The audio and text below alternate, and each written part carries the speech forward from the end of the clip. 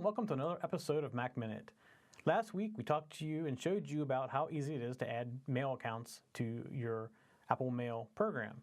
And probably by now you play with it and you probably know how to get around in it pretty easily because it really isn't difficult.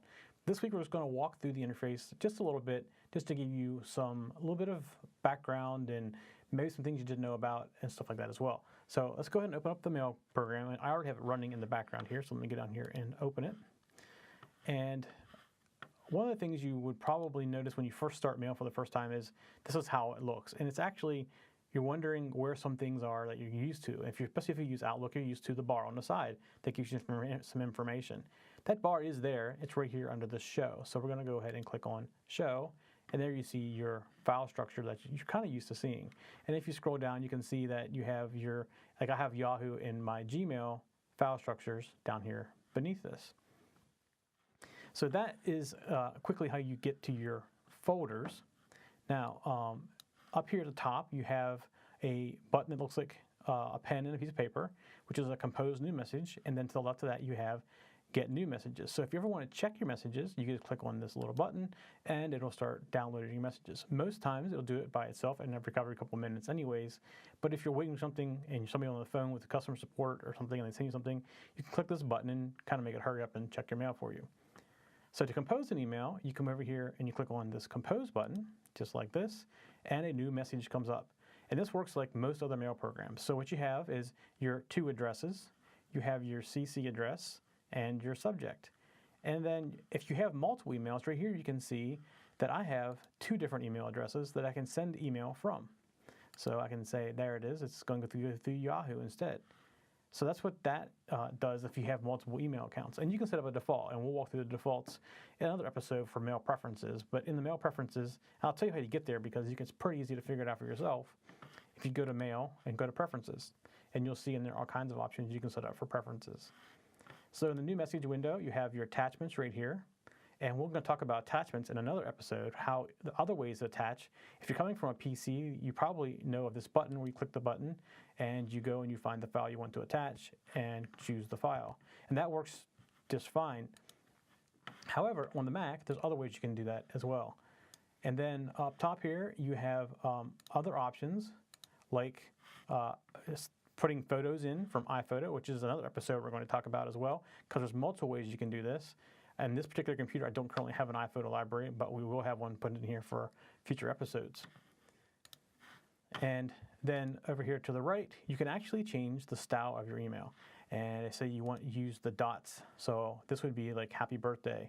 And you can drag your own images in here and write your own down here below. And you can do this with all kinds of stuff. You can do banners and things like that. So there's all kinds of things you can do. I don't use this stuff very often, but there's a ton of it in here that you can do.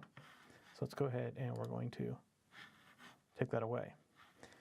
And then right here you have your, if you're typing the email and you want to change some of the fonts, this brings down your font in your text control windows. So that's the new message window. After you compose your message, you come over here and this envelope, looks like an airplane that you're getting ready to throw down, will actually be black, or you can click on it and send the message. Right now there's nothing there because I have nobody in my to address list. All right, we don't want to save this.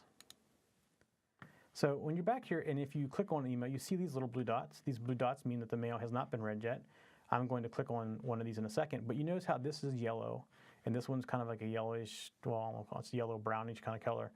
What that is telling you is it thinks that this is spam. So it might not be spam, and what you can do is when you click on it, you can say right here to the right, it's not junk. And that will, next time you get that email, it will not be yellow like it is or brown, whatever color that is.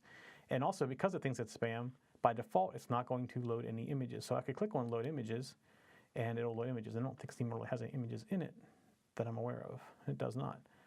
So I don't know what that was there for. But that's how that works. And so now you see the blue dot went away. And if you get, by default, this is not turned into this mode, but you can turn it into conversation mode. So what happens in conversation mode is, say you get the same subject from somebody, from two different people that are talking about it. When you click on this side, you'll be able to scroll through all the different responses.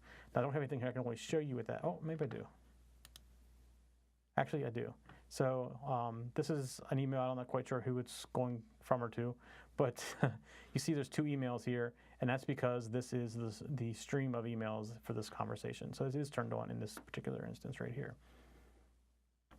All right, so to search for an email, this is another important thing. You're trying to find something, you come up here and you type in a subject, and we saw the VCL emails, which is one of my group lists. I'm going to type in VCL, and you see subject contains VCL. Right there, I can click on that, and what it's going to do is it's going to go through all the emails I have that have VCL. You see how fast that is. That's one of the nice things about a Mac. It's super fast. All right, so that's how you do a search, and you can put in multiple searches as well. So I'm going to go ahead and I'm going to clear this out just like this. And that is pretty much what I want to cover about getting around in mail. I mean, from this point on, it's pretty much any other mail client. They're all very similar, but that'll get you started in a quick way. And we're going to cover mail in more detail in upcoming episodes.